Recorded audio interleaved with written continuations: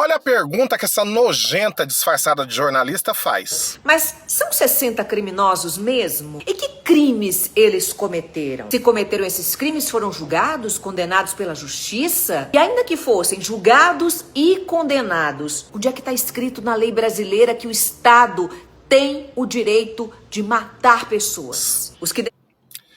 E olha o que esse babaca fumador de maconha diz. Fala, o Rio de Janeiro é muito violento. É um mito que existe para justificar se morar em São Paulo. Então é algo que os paulistas repetem à noite como um mantra, a violência do Rio. Corroboro, mas eu acho que é um mito muito alimentado para as pessoas conseguirem dormir à noite sem morar no Rio, porque não é fácil dormir à noite pensando que poderia morar no Rio e não mora. Pois é, respondendo primeiro essa nojenta disfarçada de jornalista que é essa tal da Raquel Sherazade, sim, eles eram criminosos, sim, né? E ela também pergunta se eles foram levados ao tribunal, se eles foram levados... Não foi levado ao tribunal, mesmo porque como é que você vai convencer uma pessoa com um fuzil na mão a te acompanhar até um tribunal? Ali é a sua vida contra a vida daquela pessoa, entendeu? É a vida dos policiais que estão lutando contra os meliantes e os meliantes contra os policiais. Então não tem jeito, dona, de levar eles para um tribunal e tudo mais, entendeu?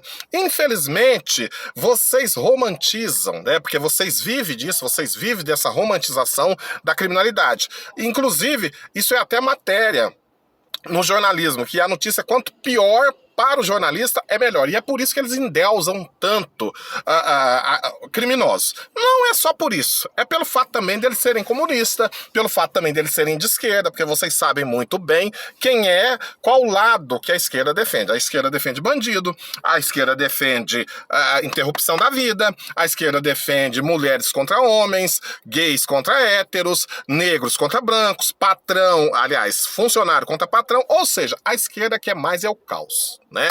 E quanto a esse... Gente, eu acabei esquecendo de falar do Vivier, não sei como é que é o nome desse ator falido, mas o que eu posso falar desse ator falido? A única coisa que eu posso falar é isso que eu acabei de falar, que ele é um ator falido. Vocês já viram esse cara fazendo algum sucesso, alguma novela, algum filme?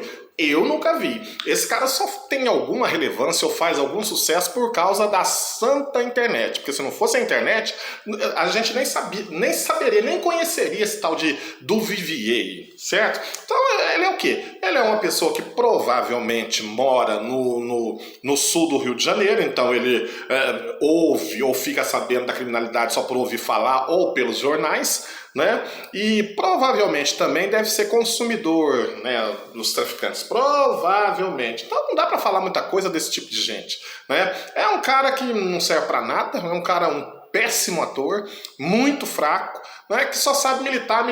A gente conhece ele mais pela militância do que pelos trabalhos que ele já fez, né?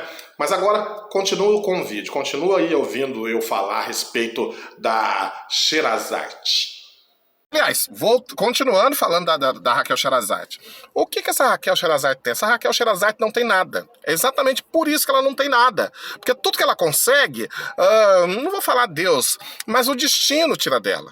Tira dela, sabe por quê? Porque ela não merece. Uma pessoa que tem esse tipo de pensamento, esse tipo de retórica, esse tipo de postura, não merece ter as coisas. Ela casou, foi trabalhar, ela saiu lá do Nordeste, veio trabalhar no SBT, né, com um salário de R$200 mil por mês, né, e assim, ficou, não sei, parece que 7 anos, 10 anos trabalhando e ganhando esse tipo de salário. Por fim, quando o Bolsonaro foi eleito, ela começou o ataque dela ao Bolsonaro, né?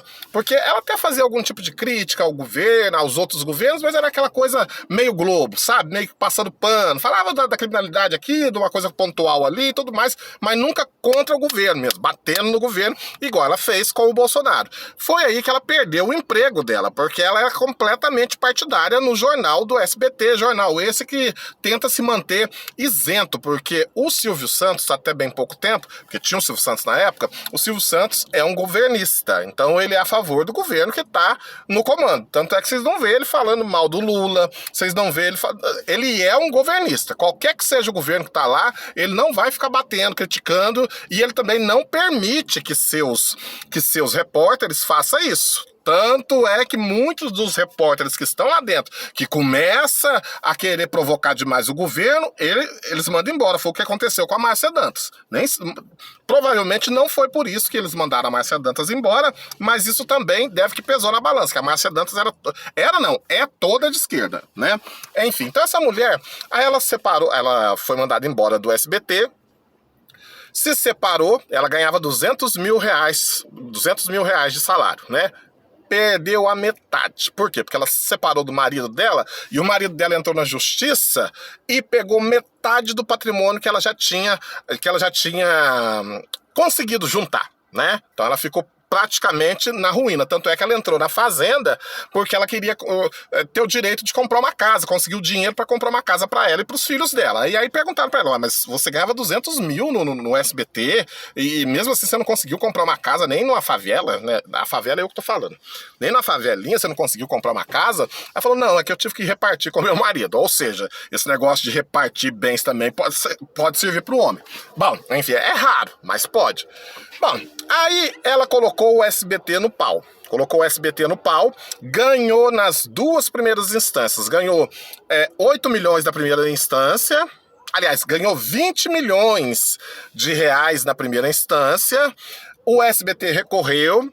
Na segunda instância, ela também ganhou na segunda instância, só que aí diminuíram o valor para 8 milhões. O SBT recorreu ao Supremo Tribunal Federal. O negócio caiu na mão do Alexandre de Moraes, ministro esse...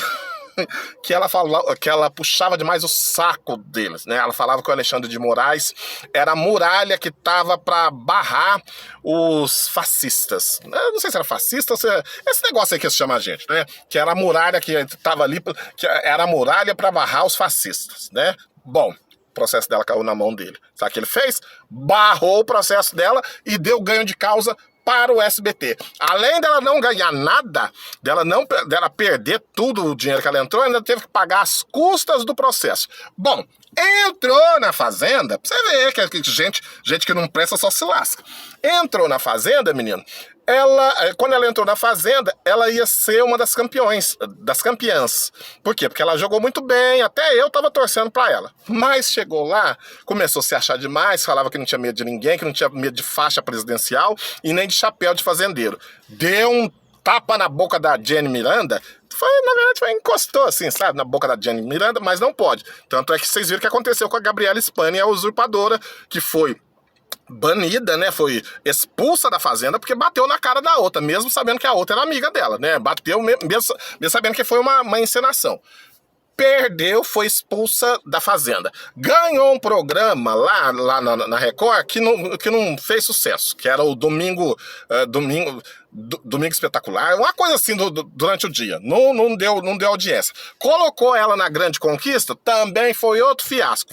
Tirou ela também da Grande Conquista. Ou seja, ela é uma pessoa que nada e morre na praia. Por quê? Porque é ruim. Porque não presta, porque tem esse tipo de pensamento aí. Bom, mas enfim, coloquem aí nos comentários o que vocês acham disso tudo, né? Dessas coisas que tá acontecendo lá no Rio de Janeiro. Curta, comenta, compartilha, se inscreva no canal, me segue e até uma próxima, se Deus quiser.